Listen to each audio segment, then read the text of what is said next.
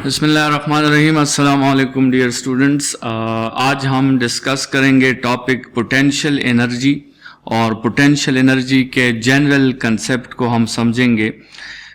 ये potential energy का general concept इस लिहाज से ज़रूरी है क्योंकि पोटेंशियल एनर्जी के आपके साथ बहुत से टाइप्स हैं। आपके साथ ग्रेविटेशनल पोटेंशियल एनर्जी है, आपके साथ इलास्टिक पोटेंशियल एनर्जी है, आपके साथ इलेक्ट्रिक पोटेंशियल एनर्जी है, आपके साथ मैग्नेटिक पोटेंशियल एनर्जी है और भी पोटेंशियल एनर्जी के आपके साथ बहुत से टाइप्स हैं। तो इन सब टाइप्स को समझने के लिए सबसे पहले आपको पोटेंशियल एनर्जी का जनरल कंसेप्ट जो है वो समझना होगा और उस जनरल कंसेप्ट को समझने के बाद आप किसी भी जगह पर पोटेंशियल एनर्जी को आसानी से डिफाइन और एक्सप्लेन कर सकते हैं। लेक्चर हमारा 25 लेक्चर है और पिछले 24 लेक्चर्स में हमने इलेक्ट्रोस्टैटिक्स का चैप्टर जो है वो स्टार्ट किया है। पिछला लॉन्ग क्वेश्चन हमारा गॉस लॉ के ऊपर था और ये जो आने वाला लॉन्ग क्वेश्चन है इसमें हमने जिस तरह पिछले लेक्चर में डिस्कस किया था कि हम potential energy, electrostatic potential energy और फिर इलेक्ट्रिक पोटेंशियल जिसको हम लीड करेंगे वोल्टेज की तरफ और पोटेंशियल डिफरेंस की तरफ जिसे हम लीड करेंगे। तो स्टूडेंट्स लेक्चर स्टार्ट करते हैं और पोटेंशियल एनर्जी का जनरल कंसेप्ट जो है वो समझते हैं। सबसे पहली बात इस पोटेंशियल एनर्जी में आप याद रखें कि पोटेंशियल एनर्जी जो है ये एक फील्ड रिलेटेड कंसेप्ट है। Potential energy is a field related concept। मतलब पोटेंशियल एनर्जी को हमेशा किसी फील्ड में डिफाइन किया जाता है, चाहे वो आपके साथ इलेक्ट्रिक फील्ड हो, चाहे वो मैग्नेटिक फील्ड हो, चाहे वो ग्रेविटेशनल फील्ड हो, चाहे वो इलास्टिक फील्ड हो। पोटेंशियल एनर्जी को हम हमेशा डिफाइन करते हैं एक फील्ड के लिए और फील्ड में भी ये एक खास किस्म की फील्ड में डिफाइन किया जाता है। अगर हम इसको थोड़ा सा और एक्सप्लेन करके लिखें तो potential energy is a conservative field related concept. Conservative field related concept है, ठीक है। मतलब ये फील्ड में डिफाइन होता है लेकिन ये उस फील्ड में डिफाइन होता है जो आपके साथ एक कंजर्वेटिव फील्ड हो। तो स्टूडेंट्स फील्ड किसे कहते हैं और कंजर्वेटिव फील्ड किसे कहते हैं उसकी तरफ अभी आते हैं, लेकिन याद रखें कि कंजर्वेटिव फील्ड के बगैर पोटेंशियल एनर्जी को डिफाइन करना किसी खास पॉइंट पर वो आप समझें कि तकरीबन इम्पॉसिबल है, क्योंकि कंजर्वेटिव फील्ड हम उसे कहते हैं जिसमें वर्क डन आपके साथ पाथ इंडिपेंडेंट होता है और किसी खास पॉइंट पर पोटेंशियल एनर्जी डिफाइन करने के लिए हमारे साथ जो है वो ये एक टूल की तरह प्ले करता है, क्योंकि इसके बगैर आप पोटेंशियल एनर्जी को डिफाइन नहीं कर सकते। अगर वर्क डन पाथ डिपेंडेंट हुआ तो एक ही पॉइंट पर आपके साथ बहुत से पोटेंशियल एनर्जीज आ जाएंगे जो कि पोटेंशियल एनर्जी की डिफिनीशन को फिर जस्टिफाई नहीं करते। तो पोटेंशियल एनर्जी जो है वो फील्ड रिलेटेड कंसेप्ट है और फील्ड में वो कंजर्वेटिव फील्ड रिलेटेड कंसेप्ट हो। स्टूडेंट्स याद रखें कि आपके साथ हर फील्ड में एक फील्ड फोर्स होता है। Every field contains a field force।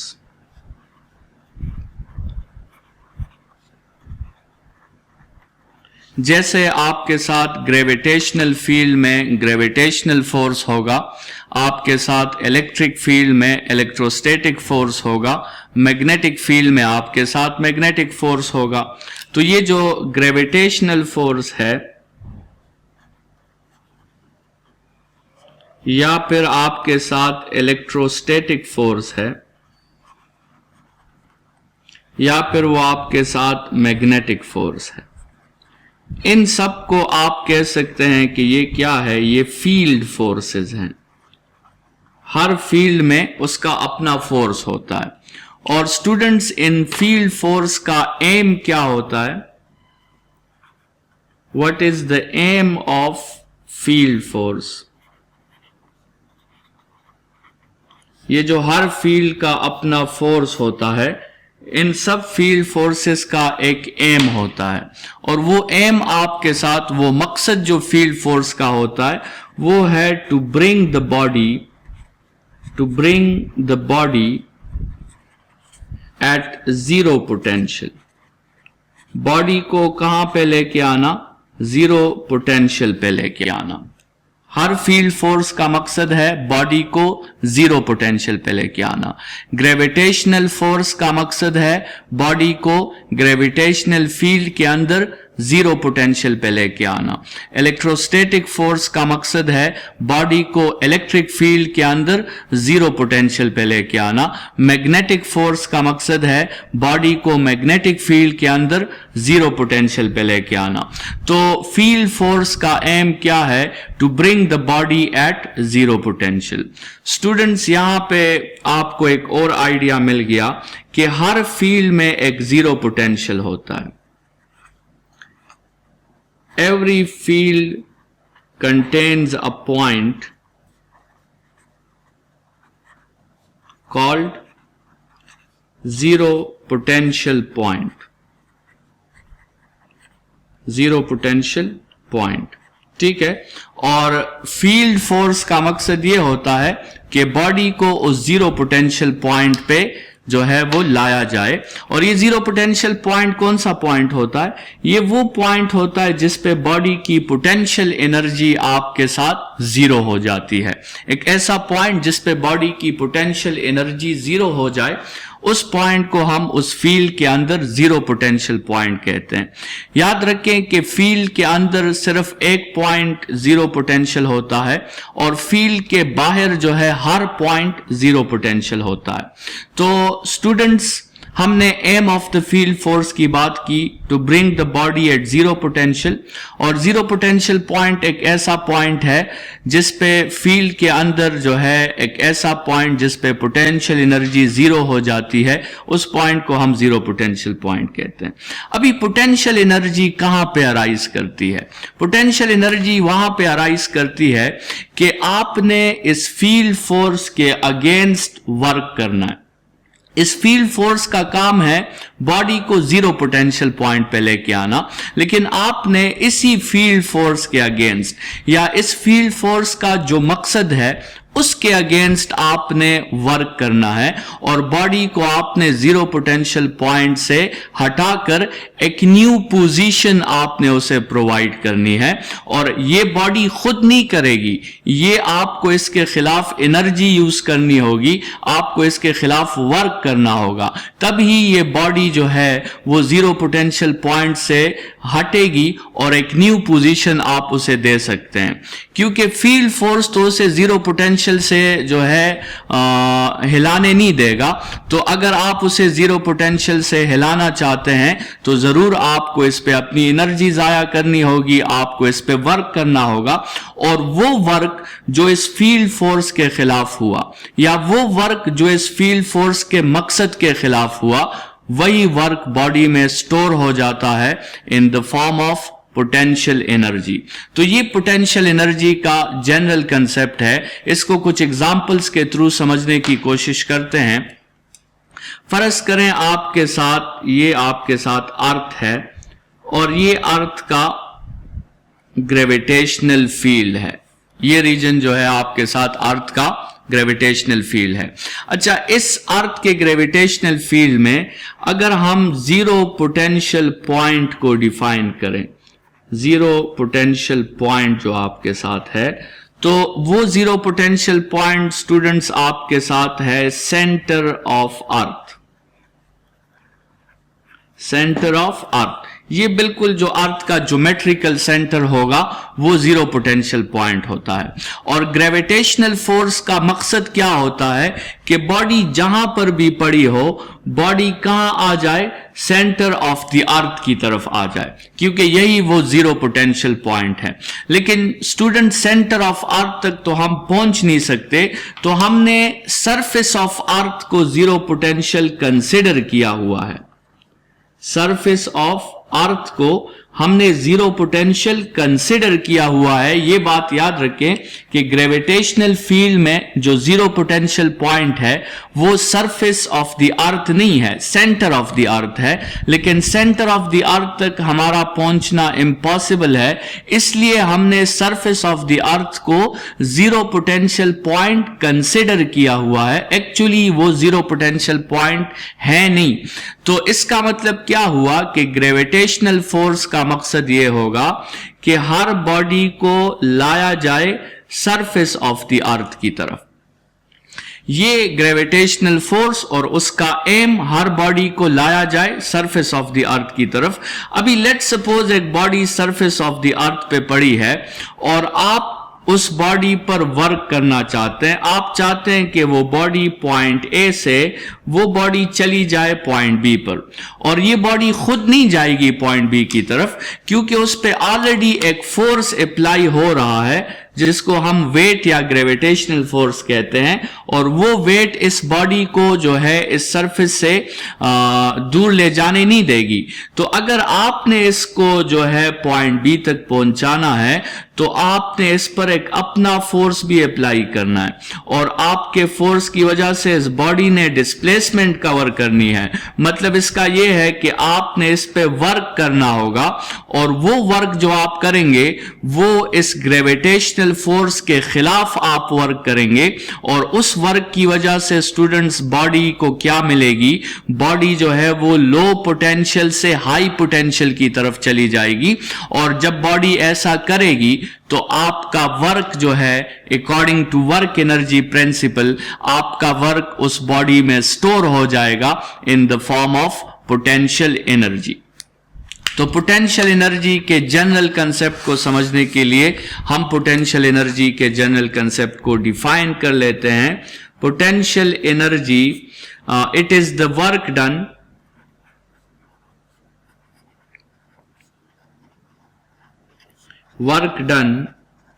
against the aim of the force, due to which a body moves from low potential to high potential.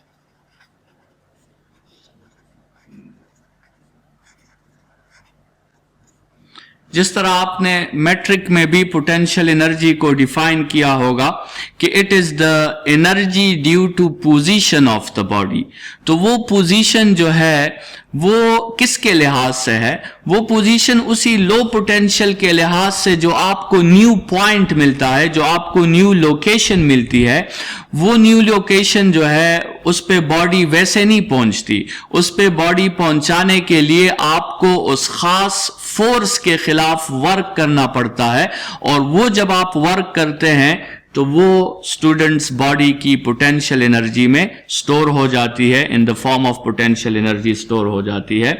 यहां पर एक बात आप जहन में रखें कि ये जो अगेंस्ट का वर्ड यूज हुआ है, it is the work done against the aim of the force. यहां से आपको आइडिया मिल जाएगा कि जो वर्क डन आप यूज करेंगे, एफ डॉट डी का फॉर्मूला जो आप यूज करेंगे, जो जनरली डॉट प्रोडक्ट है और उसमें आपके साथ एफ डी कॉस थीटा आएगा, ये जो work done against the force है, तो इसका मतलब ये है कि बॉडी पर फोर्स जो होगी वो एक डायरेक्शन में होगी, लेकिन जब आप इसके खिलाफ वर्क करेंगे तो बॉडी डिस्प्लेसमेंट दूसरी डायरेक्शन में करेगी, और आपके साथ फोर्स और डिस्प्लेसमेंट के दरमियान एंगल हमेशा 180 डिग्रीज होगा। तो इसका मतलब ये जो आपके साथ कंसेप्ट है पोटेंशियल एनर्जी का, ये हमेशा एक नेगेटिव कंसेप्ट होगा। ठीक है, इसमें हमेशा आपके साथ माइनस का साइन होगा, और ये माइनस साइन हम यूज तो नहीं करते, लेकिन ये बात याद रखें कि पोटेंशियल एनर्जी का कंसेप्ट एक नेगेटिव कंसेप्ट है, और वो सारी जो है लॉजिक यहां पे है कि it is the work done against the force, और अगेंस्ट द फोर्स में आपको बात क्लियर हो जाती है कि एंगल जो आपका बनता है वो 180 डिग्रीज होता है, और डॉट प्रोडक्ट जो होता है वो आपके साथ 180 डिग्रीज पे हमेशा नेगेटिव होता है। तो पोटेंशियल एनर्जी का जनरल कंसेप्ट हमने समझा कि एक फोर्स होगा, उस फोर्स का एक मकसद होगा, और उस मकसद के खिलाफ आपको वर्क करना होगा, और अगर आप उस मकसद के खिलाफ वर्क करेंगे तो बॉडी खुद ब खुद लो पोटेंशियल से हाई पोटेंशियल पे कन्वर्ट हो जाएगी, और वो वर्क उस बॉडी में स्टोर हो जाएगा in the form of potential energy. अभी ये डिपेंड करता है कि आपने किस फोर्स के खिलाफ वर्क किया है। अगर आपने जो है ग्रेविटेशनल फोर्स के खिलाफ वर्क किया है तो उसको आप ग्रेविटेशनल पोटेंशियल एनर्जी कहोगे। अगर आपने इलास्टिक फोर्स के खिलाफ वर्क किया है तो उसको आप इलास्टिक पोटेंशियल एनर्जी कहोगे। अगर आपने इलेक्ट्रोस्टैटिक फोर्स के खिलाफ वर्क किया है तो उसे आप इलेक्ट्रोस्टैटिक पोटेंशियल एनर्जी कहोगे। जिस भी फोर्स के खिलाफ आप वर्क करोगे आपके साथ उस बॉडी में उसी फोर्स के खिलाफ पोटेंशियल एनर्जी स्टोर हो जाएगी। स्टूडेंट्स, अगर हम इस तरह करें कि हम दो प्लेट्स ले लें, एक हम पॉजिटिव प्लेट ले लें और एक हम नेगेटिव चार्ज प्लेट ले लें, और ये आपके साथ जो है फील्ड की डायरेक्शन है फ्रॉम पॉजिटिव टू नेगेटिव। ये इलेक्ट्रिक फील्ड की भी यही डायरेक्शन है, और जो इलेक्ट्रोस्टैटिक फोर्स है, जो कूलम लॉ का फोर्स है, उसकी डायरेक्शन भी यही डायरेक्शन है। स्टूडेंट्स, अगर हम यहां पर इसी फील्ड के अंदर एक टेस्ट चार्ज रखते हैं, पॉजिटिव टेस्ट चार्ज, तो ये पॉजिटिव टेस्ट चार्ज इस फोर्स की डायरेक्शन में और इस इंटेंसिटी की डायरेक्शन में किस तरफ जाएगा? इस नेगेटिव प्लेट की तरफ जाएगा। मतलब नेगेटिव प्लेट इसका लो पोटेंशियल हो गया, या नेगेटिव प्लेट इसका जीरो पोटेंशियल हो गया, और आपके साथ ये पॉजिटिव प्लेट जो है ये इसका हाई पोटेंशियल है।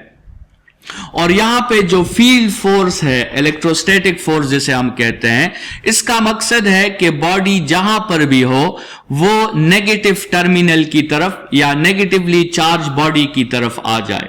ठीक है, लेकिन अगर आप इस फील्ड फोर्स के खिलाफ वर्क करें और आप इसको पॉजिटिव की तरफ ले जाएं, ये पॉइंट ए है आपके साथ, और आप इस बॉडी को पॉइंट बी तक लाना चाहते हैं, तो स्टूडेंट्स ये बॉडी खुद नहीं आएगी, बल्कि आपको इस ये जो पॉजिटिव चार्ज है जिस पे ऑलरेडी इस डायरेक्शन में एक फोर्स अप्लाई हो रहा है, इलेक्ट्रोस्टैटिक फोर्स, तो ये तो खुद तो फिर ये बॉडी इस तरफ नहीं आएगी। अगर आपने इस बॉडी को इस तरफ लाना है तो आपने इस पे अपना फोर्स अप्लाई करना है। आपके फोर्स की डायरेक्शन में ये बॉडी डिस्प्लेसमेंट कवर करेगी। मतलब इसका ये हुआ कि आपको इस बॉडी पर वर्क करना पड़ेगा, और वो वर्क जो आप करेंगे वो किसके खिलाफ वर्क होगा? वो इस इलेक्ट्रोस्टैटिक फोर्स के खिलाफ वर्क होगा, और वो इलेक्ट्रोस्टैटिक फोर्स के खिलाफ जो वर्क आप करेंगे उसे आप कहेंगे इलेक्ट्रोस्टैटिक पोटेंशियल एनर्जी। ठीक है, तो जिस फोर्स के खिलाफ आप वर्क करते हैं उसी फोर्स के खिलाफ आपके साथ बॉडी में पोटेंशियल एनर्जी जो है वो स्टोर हो जाती है। स्टूडेंट्स, इस कंसेप्ट को आप वहां तक जनरलाइज कर सकते हैं। लेट्स सपोज आपके साथ एक दो मॉलिक्यूल्स हैं, और उन दो मॉलिक्यूल्स के दरमियान एक फोर्स है जिसको हम इंटरमॉलिक्यूलर फोर्स कहते हैं। ठीक है, वो इंटरमॉलिक्यूलर फोर्स आपने केमिस्ट्री में डिस्कस किया होगा। हाइड्रोजन बॉन्डिंग का फोर्स हो सकता है, वीक वंडरवॉल फोर्सेस हो सकते हैं, मुख्तलिफ इंटरमॉलिक्यूलर का फोर्सेस होते हैं जिनका मकसद ये होता है कि ये मॉलिक्यूल्स आपस में करीब आ जाएं। तो ये एक फोर्स है, और इस फोर्स का अपना एक मकसद है कि ये मॉलिक्यूल्स आपस में करीब आ जाएं। लेकिन अगर आप वर्क करें इन मॉलिक्यूल्स पर और आप इन मॉलिक्यूल्स को एक दूसरे से दूर कर दें, अगर आप इन मॉलिक्यूल्स को एक दूसरे से दूर कर दें, इसका मतलब यह हुआ कि यहां पर आपने इंटरमॉलिक्यूलर फोर्स का जो मकसद है उसके खिलाफ वर्क किया है। तो यहां पर भी इन बॉडीज में पोटेंशियल एनर्जी स्टोर हो जाएगी। तो मतलब यह हुआ स्टूडेंट्स कि पोटेंशियल एनर्जी का जो जनरल कंसेप्ट है वो ये है कि एक फोर्स होगा और आपने उस फोर्स का जो मकसद है उसके खिलाफ वर्क करना होगा, और जब आप ऐसा करेंगे तो वो वर्क उस बॉडी की पोटेंशियल एनर्जी में स्टोर हो जाएगा अगेंस्ट दैट स्पेसिफिक फोर्स।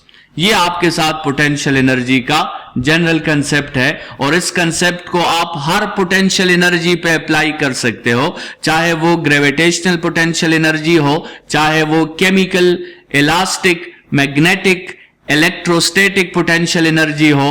आप सब पर ये जनरल कंसेप्ट अप्लाई कर सकते हैं कि एक फोर्स के मकसद के खिलाफ जब आप वर्क करते हैं तो वो वर्क उस बॉडी में स्टोर हो जाता है इन the form of potential energy. Next lecture में हम जो है इस पोटेंशियल एनर्जी को सिर्फ इलेक्ट्रोस्टैटिक्स के लिए डिस्कस करेंगे, और जो आपका नेक्स्ट लॉन्ग क्वेश्चन है उसकी तरफ आएंगे। आज के लेक्चर में हमने पोटेंशियल एनर्जी का एक जनरल कंसेप्ट दे दिया जो नेक्स्ट के लेक्चर में हमें बहुत हेल्प करने वाला है। अपना बहुत ख्याल रखिएगा। Thank you students.